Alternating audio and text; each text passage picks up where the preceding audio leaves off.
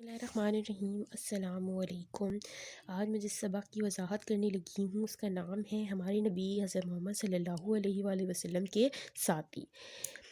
ہم اس کی بلند خوانی کر چکے ہیں، آپ نے پڑھا بھی ہوگا اس کو، اور پھر آپ جب پڑھ رہے ہوں گے تو آپ لوگوں کو سمجھ میں بھی آیا ہوگا کہ اس میں کیا کہا جا رہا ہے۔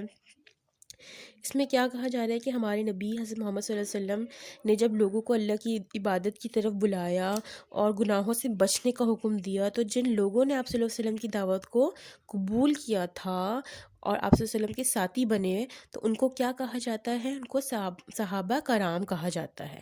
ٹھیک ہے، جو اس ٹائم پہ جنہوں نے آپ صلی اللہ علیہ وسلم کی دعوت کو قبول کیا تھا اور ان کے ساتھی بنے تھے، مطلب ساتھی کیسے بنے تھے کہ انہوں نے جو ہے آگے اسلام پھیلانے میں ان کی مدد کی تھی، اور جب ان کو جو اسلام پھیلانے میں جن کو تکلیفیں پیش آئی تھیں ان میں ان کا ساتھ دیا تھا، برداشت کی تھیں وہ تکلیفیں، تو اسی لیے ان کو کیا کہا جاتا ہے؟ ان کو صحابہ کرام کہا جاتا ہے۔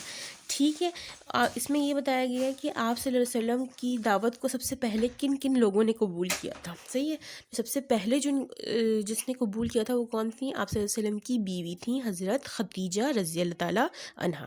ٹھیک ہے، اس کے بعد کون ہے؟ آپ صلی اللہ علیہ وسلم کے دوست تھے حضرت ابو بکر رضی اللہ تعالیٰ عنہ۔ پھر کس نے قبول کیا تھا؟ آپ کے چچا زاد بھائی حضرت علی رضی اللہ تعالیٰ عنہ نے۔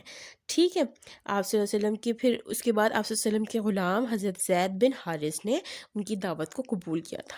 ٹھیک ہے، تو آپ لوگوں سے معلوم ہو گیا ہوگا، اس کو میں نے جس طریقے سے سمجھایا ہے آپ لوگوں کو پتہ چل گیا ہوگا کہ ساتھی کن کو کہا جاتا ہے، آپ صلی اللہ علیہ وسلم کے ساتھی کن لوگوں کو کہا جاتا ہے؟ جنہوں نے آپ صلی اللہ علیہ وسلم کے ساتھ اسلام کی دعوت دی، لوگوں کو ان کو پھیلانے میں ان کی مدد کی۔ صحیح ہے،